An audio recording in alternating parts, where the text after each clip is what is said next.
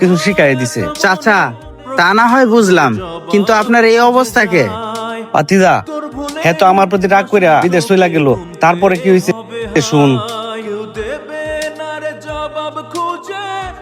এই চঞ্চল, শুন। আব্বা, তুমি এসব কি উল্টাপাল্টা কথা বলতেছো? এখনকার জামানা সম্পর্কে তোমার আইডিয়া আছে?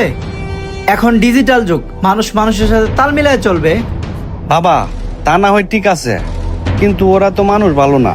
ওদের সাথে চললে তুই নষ্ট হয়ে যাবি। শোনো বাবা, এখন কিন্তু আমি ছোট না, আমি এখন বড় হয়ে গেছি, আমার জ্ঞান বুদ্ধি হয়ে গেছে। আর পুপ্পারা জমিটা বিক্রি করে দিছি, সেই নিয়ে তুমি আমাকে আর কোনো কথাবার্তা বলতে আসবা না, ঠিক আছে? এই তুই কই যাস? আমারে ছাড়া কোনো জমি বিক্রি করা যাইব না। না না, এটা আমি করতে দিব না। আমার তো এইসব ঝামেলা ভালো লাগে না।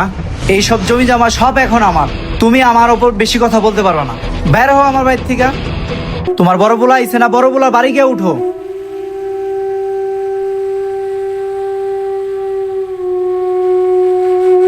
হ্যাঁ ঠিকই আছে, তোমার সাথে এরকমটাই হওয়ার দরকার ছিল।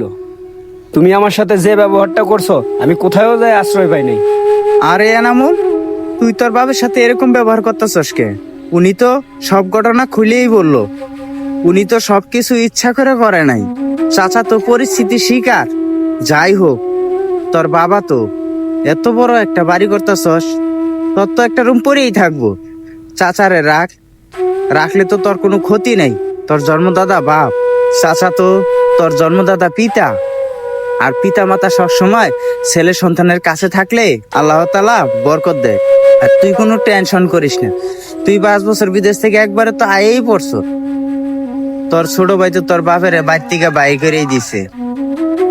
তুই কাছে রাখ, দেখবি তোর কোনো সমস্যা হবে না। ঠিক আছে, তুই সবসময় আমার বিপদে পাশে ছিলি, তোর কথাটা আমি রাখলাম। আব্বারে আমার কাছেই রাখবো, কিন্তু আমার ছোট ভাই যেন আমার সাথে কোনো ঝামেলা না করে, এটা একটু দেখিস। আরে কোনো সমস্যা নাই, ওটা আমি দেখমুনি। ছোট ভাই কোনো ঝামেলা করতে পার, কাকারে নিয়ে ভিতরে যা। ঠিক আছে, চলো আব্বা, অনেক বছর একসাথে খাওয়া দাওয়া করি না, চলো একসাথে খাওয়া দাওয়া করবো আজকে।